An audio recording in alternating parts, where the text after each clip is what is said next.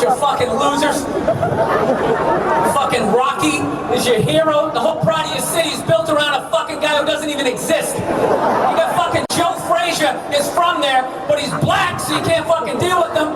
So you make a fucking statue for some 3-foot fucking Italian, you stupid Philly cheese-eating fucking jackasses. I hope that cheese melts your fucking faces off. All of you collectively suck a fucking dick. A fucking booby 9 hours into a fucking show. Ladies and gentlemen, I think it's time we start putting some respect on Ian Garry's name. I think people have already started coming back around to him for a little while now, especially after his showing against Shavkat Rakhmonov on short notice being as impressive as it was. But after him thoroughly whooping the Sonic rings out of the aptly named Nightmare in Carlos Prates this past weekend, I think we need to acknowledge that this dude has proven he's truly one of the best at 170 right now. While I don't really want to see him lined up for a title shot just yet, or not for a couple fights, I don't think he's that far from there. However, I think there's a great deal of money-making potential here that is being squandered. Ian Garry needs to turn heel. Now, I don't know that many people would actually dispute that he's one of the best, but there is still a lot of hate on the internet for Mr. Garry. People just generally don't like this dude. No, I mean, here's the thing. Jeff Neal hits hard, and you got to give that respect to that guy. If not, I've seen him put many men down, and I've seen him hit them and take their lights out. For a while, it seemed like no matter what Garry did, no one was going to be on board. Now, the basis for the initial fan backlash was the fact that Ian Garry is one loudmouth reptile. That he definitely saw himself as the next Conor McGregor on the come up. Came into the UFC as a flashy striker capable of putting a hurting on people in style. Nicknamed himself The Future, which is kind of corny, but whatever. And beat his chest like a big Irish gorilla. Let everyone know what he was about. And I don't think people really minded for his first few fights because they were usually pretty exciting and half of them ended in knockouts. The fan base loves some big talk as long as you can back it up in the cage, and that he did.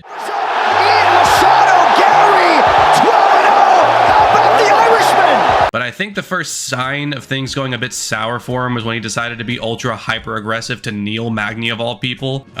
Neil Magny? Who stirs up beef with Neil Magny? He was trying to sell the fight, I get it, but this is like trying to engage in trash talk with your local mild-mannered postman. And it went beyond funny banter or whatever, and it was just straight up mean-spirited. Ugh, made me feel a little icky. But to his credit, he did go in there and put an absolute beat down on Magny for all 3 rounds. He thwomped him. So it was like, okay, fair enough, good job. But then it all comes crashing down when MMA Guru does this whole expose on Garry's relationship with his wife, claiming that she's just some kind of gold digger and that they apparently had one of her exes living with them. So the big story was Ian Garry's a cuck, his wife has him pussy whipped. Now, let me just say I like Guru and I enjoy his analyses on fights and he's a fun personality in the space, but I well and truly do not like these hit pieces he does on occasion. Who the fuck cares what Ian Garry's marital situation is? Even if all this is true, who exactly gives a shit?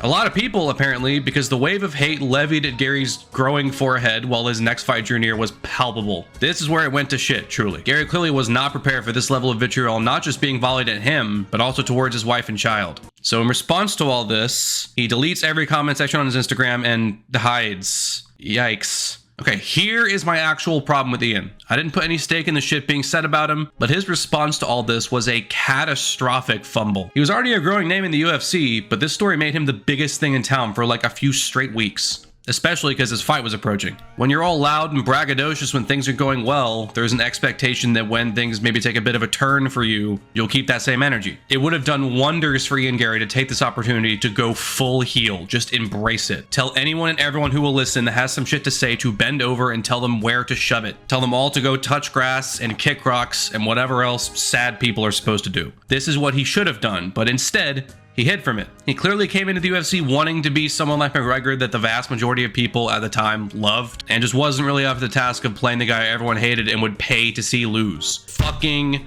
fumble. If you want a recent example of someone who understood the assignment completely, take a gander over at Brian Battle. He was up against Kevin Jousset on a Paris card last year and knocked the Frenchman out. The crowd, as you can imagine, did not like this and started trying to drown him in booze. And take it away, Mr. Battle. The Butcher was going to lose in a fist fight to a French dude. I know y'all did not think the Butcher was going to lose in a fist fight to a French dude. That ain't never going to happen, baby. See, that is how it's done. Take notes. So anyways, then his fight with Jeff Neal comes up. And at the press conference for that card, Garry was forced to face this nasty music for the first time in person.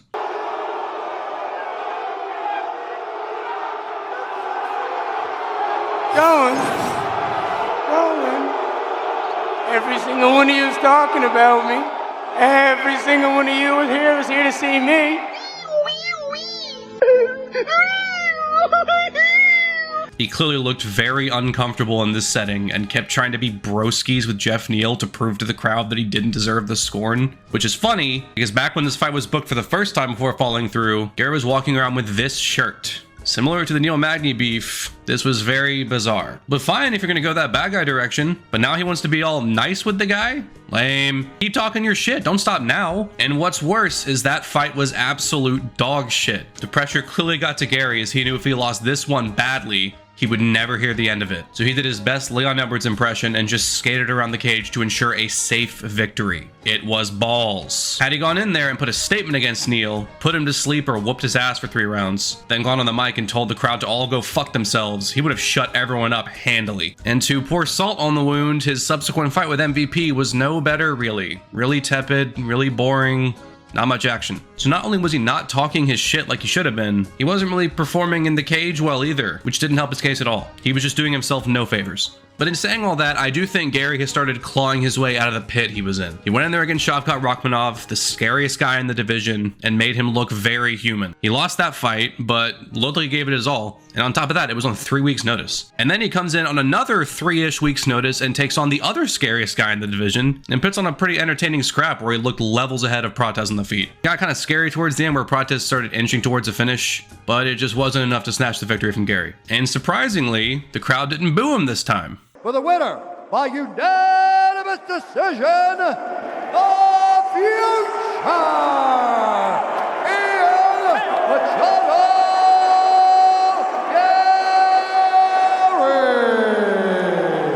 Garry.